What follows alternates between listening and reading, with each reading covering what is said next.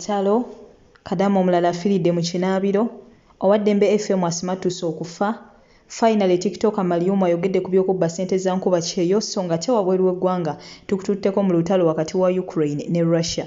Ago n'agasingawo g'oba olindirira mu bujjuvu.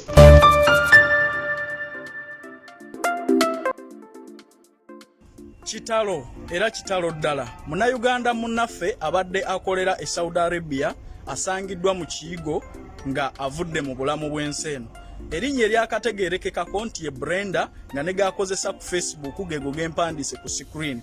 Nsaba ontambulize vidiyo eno edde ewaka e Uganda tutuuse amawulire gano ag'ennaku ku famire ye n'abo bonna abamumanyi tusobole okucollectinga information tusobole okuzza omubiri gwe e Uganda. Twagala okumanya yayitawa yagenda na company ki tusobole okuyamba ku famire ye okuzza omubiri gwa asola munnaffe eka. Bwetyo nsaba ontambulize vidiyo eno obutakoowa gituuse ku buli muntu yenna muganda waffe abadde akolera mu ggwanga lya Saudi Arabia asangiddwa mu kiyigo wakati mu kitaba ky'omusaayi oba yagudde ng'avudde mu bulamu bw'ensi eno. Kitalo era kitalo ddala. Tuyimirira wamu ne famire mu kunyolwa naddala mu biseera bino eby'ennaku tusaba Mukama Katonda abagumye ate era n'omugenzi amusonyiwe ebyo ebyamusobako. Nsaba ontambulize vidiyo eno etuuke ku bantu bonna ab'e Uganda tusobole ocollectinga information ekwata ku muganda waffe ono tulabe nti tuzza omubiri gwe eka. Omukama akumpeera omukisa ansigadde nze Calvin mukwano gwange nga w'obiwulidde Calvin Kayanje yeeyita pulezidenti w'abankuba kyeyo bw'atyo ng'atusuusaako ate amawulire ga mwana muwala oyo eyafiiridde mu kinaabiro nkuba kyeyo munnaffe si byangu n'akamu n'akeddagala wabula nga twongere okubeera nga ate tusabira bannaffe yonna yonna gye baali buli omu ali mu ggwanga gy'ali mu mulimu gwonna gw'akola Katonda asobole okubeera nga ate amuteekako obukuumi otherwise embeera yo si nyangu n'akamu n'akeddagala mikwano gyange naye nga mwasuze mutya mugyebaleko gyonna ate gye mutuusaako engalo yonna amawanga ag'enjawulo gye musinzira okubeera nga ate mumpuliriza sijja kwa kubeebaza kubeera nga ate muntegera nga amatu entakera nange newayo okubeera nga mbaweereza gwe yakanayungako olunaku olwaleero amanya enz'omumbeja Aisha Naso era nga wano ofunawo amawulire agagenda mu maaso mu ggwanga lyattu Uganda kwa celebrities baffe bonna aba wano saako ate n'abo abali wabweru w'eggwanga. Amawulire gonna agakwata ku bankuba kyeyo butereevu ogafuna kale nongenda kusaba ekintu kimu subscribinga mukwano gwange teekako akadde butereevu oleme okubeera nga ate omissinga out ekintu kyonna pozi nekyanyongera okujjukiza okyayireko bambi ku YouTube channel ya mwana muwala Sarash teekamawo butesi Sarash Media butereevu ojja kuba ogwa ku channel yo otuukayo subscribinga teekako akadde bambi naye agende mu maaso n'okubeera nga ate akuweereza pozi nga ate okutwalako mawulire amalala ey'omukozi wa Ddembe FM ayitibwa Edward Sendi ono bw'atyo naye yasimattuse okufa we yagwirira ddala mu kabenjedde kabusa era akamementudde emmotoka ye yonna wabula ye bambi Katonda n'abeera nga ate akyamulekedde obulamu kati nno munange twebaza Katonda ku lw'obulamu bwe pozi nga n'ebyo nabyo tubitadde ku bbali we tugendako ate wabweru w'eggwanga pulezidenti wa Russia bw'ati asindise ebimotoka mu ddwaniro nga we bityo bijjudde ebyokulwanyisa eby'obutwa era nga muno amawanga ag'enjawulo omuli America n'amawanga amalala ku lukalu lwa Bulaaya weegatyo gali mu kusattira olw'ekikolwa kino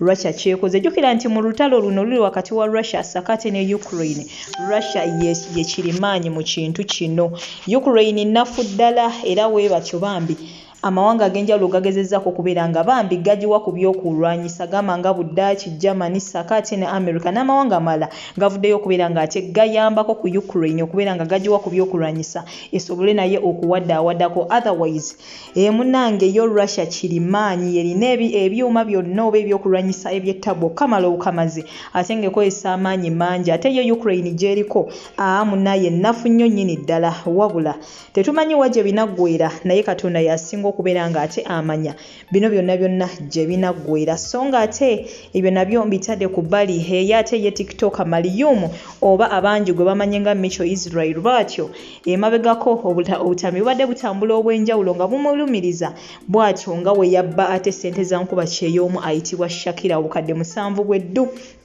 kati no wetutuukidde olunaku olwaleero eggulo yakoze akatambi bw'atyo ng'ayogera ku nsonga zino. Ngenda kuba nkulekerako akatambi kano anti munnange akuddira mu luyimba taluwoomya nawe osobola okubeera ng'ate owuliriza biki byagenze mu maaso n'okubeera ng'ate annyonnyola n'oluvannyuma era olaba akatambi ka TikTok omwo bw'atyo ng'annyonnyola abali mu struggle. Ngenda basaba mutegera amatu kyenkusaba kiri kimu nti just eat the meat and throw the bones. Byonna bingi byagenda okwogera gwejjamu ebikugasa ebitakugasa bireke mukwano gwange nenga ngenda kuba nkusibula for now toseetuka kyengenda okujjukiza kimu subscribe nga oba tonaba teekako akadde mukwano gwange like nga video eno oba ogyagadde n'oluvannyuma toseetuka kubanga ate komawo n'amawulire amala mangi nnyo mangi ddala. Goodbye for now. Mu nsi eno beegaana ssente.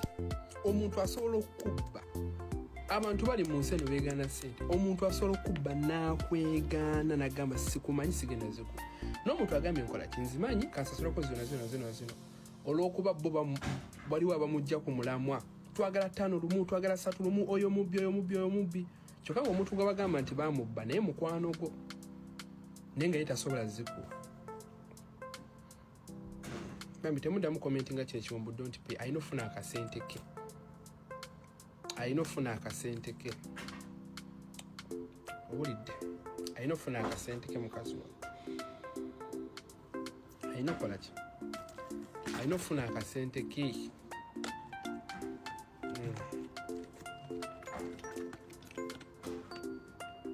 Eza Kadaama tebazinyiga mu maanyi. Rahimu lwansonga tolina yinza zikuwa. Lwansonga tolina yinza zikuwa. Goza ki wali yakuloopi. Lwansonga teri yali yakuwa. Ate omukazi mukozi temuyita na Kadaama. Bala tosangayo kikyo. Ojja kusanga lumu nga tuli ffenna. Okay. Unovaka bwaba bali mu nkyukakyuka kale bwafa bali mu nkyukakyuka nga nange sejjeemu njagala twebuuza ekibuuzo kino era tukyeddemu. Essaawa zino Russia yalumbye Ukraine era Russia yatandise okuba Ukraine naye bannankyukakyuka tulina ekyokuyiga kyetujje mu lutalo luno olugenda mu maaso. Tuna kyetuyizeemu oba just tuba kutunuzi Russia simanyi America simanyi Bungereza kutandika kuddamu ebyo oyo folofoto tulina kyetupiikinga kyetuyizeemu. Kamabulire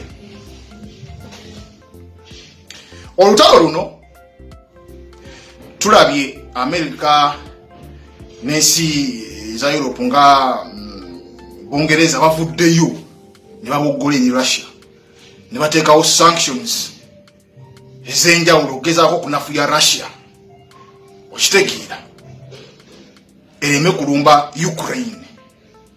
Unfortunately Russia yalumbye. Russia y'amaanyi ku Ukraine. As a matter of fact Russia ejja kurashinga Ukraine. Naye president wa Ukraine yagambye ekijja kijje webanga Russia erumbye tulina okwerwanako ng'abantu nti amagye galumbe n'abantu ababulijjo tusituke tulwanirire ensi yaffe.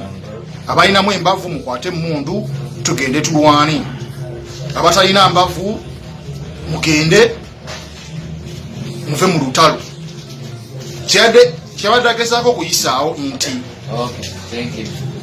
bino byonna America n'ensi endala ezaagala okubakwatirako bijja basangayo mu maaso already nga bali mu lutalo kubanga balina batuuse nti akuka anajja okuyambako mu kukaabaako ajja kusanga already ng'otambudde.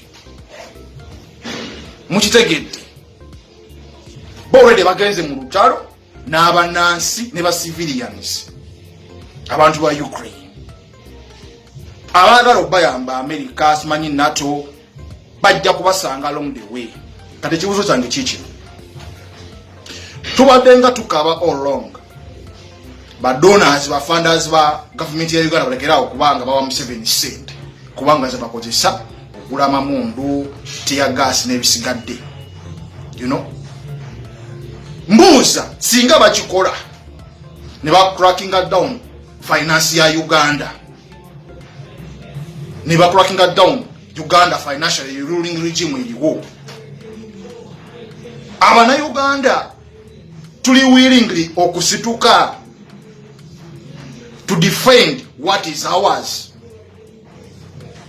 Okitegeera nti regime erike ina sente ine mundu tetulina mundu, but can we storm the streets and we protest oba tufa tufe betwagala okubeera nti batuyambako bana atusanga already mu kkubo nga tutambudde, oba nti wana cracking ruling regime financially ne bataddamu bawa donations tunasirika busisira tudao tulate tulinde omuzungu tulinde Amerika. Amerika ja ene meri ya kanute wajiraba kapteni Mayiko yali wanene Kenya wae tunaddako okulinda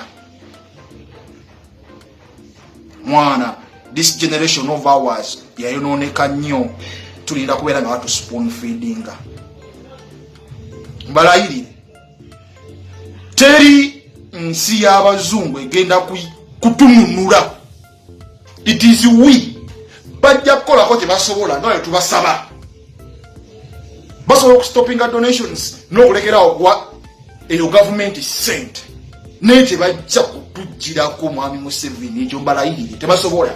It is we ngaye mulaba president wa Ukraine bwe yakoze n'abanansi ne bagamba ekijja kijje Russia oli w'amaanyi ekijja kijje tulina okwedefendinga. Naffe bwe tulina okukola ne tugamba this ruling regime muli b'amaanyi naye ekijja kijje tulina okumyawo guli omutima ogwabajjajjaffe bali abalwanyi ab'edda ekijja kijje. However sijja gamba nnyo nti oba abantu balimu akatengo naye waliwo some failures mu bakulembeze baffe ab'opposition. Ya opposition ya Uganda yemu ku nsonga lwaki